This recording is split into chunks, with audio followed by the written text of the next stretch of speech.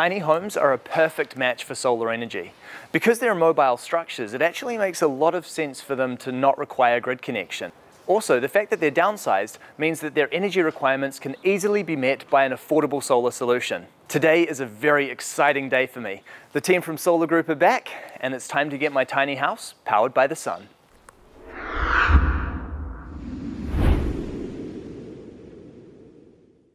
G'day, Roy. Hello. Good to see you, mate. Yeah, likewise. I am super excited to get into the solar install today. Yeah, we're excited to be part of this project. So, tell me a little bit about what's going to happen today. How does this actually work? What's the kind of process for installing solar?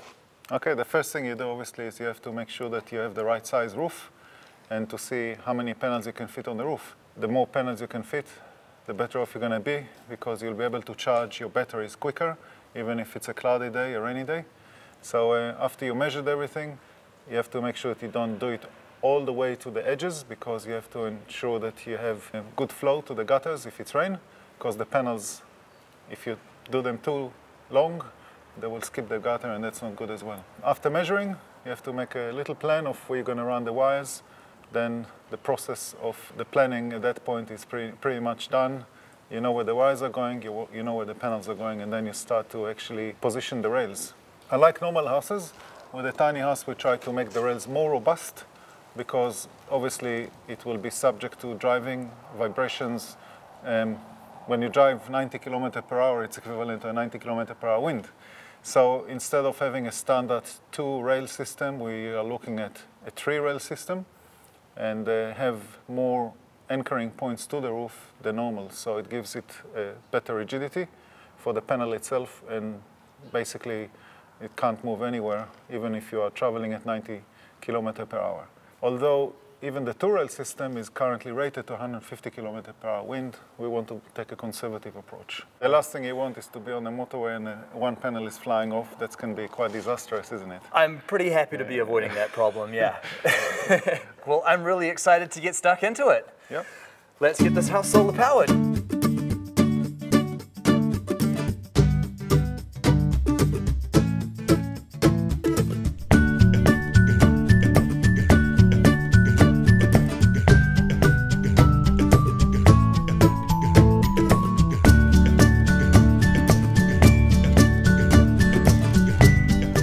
It's a good idea to select the panels that generate the maximum energy per square meter. The example that we have here is 60 cells panels that can generate 285 watt at peak performance up to 290 watt at peak performance. The other advantage of these panels is that they are monocrystalline panels, so they're a little bit more consistent in generation power in different ambient temperatures. It's important to plan well in advance the whole electrical system, because systems that are charging batteries will have different voltage rating, and you need to make sure that you match between the panels that you're selecting to your controller. So planning in advance is important. You don't go and just look at the first panel you come across and chuck it in and then scratch your head, oh, which controller should I use for it? The other thing is there should be some healthy ratio between the panels and the batteries, that the panels can charge the batteries fairly quickly, but you don't want them to also charge too quickly, because then the power will go nowhere that you generate once your battery is full. Roy, I have to say, this looks absolutely fantastic. I mean, I've sort of had dreams of what this tiny house would look like once all of the solar was done, Yep. but this has just completely exceeded all of my expectations. It looks amazing. Yeah, I must agree. I also like what I see. Yeah. It all looks very tidy, and I'm quite surprised that we managed to get 4 panels here, so that's awesome, you know? Yeah, because that was definitely the challenge, I mean, it's a very small roof area, and we were really trying to go for maximum solar gain so that we could make this house as functional as possible, and I think we've absolutely hit it out of the park. Yeah. Thank you so much for all your help, mate. Yeah, no worries. Cheers. Thank you. Cheers.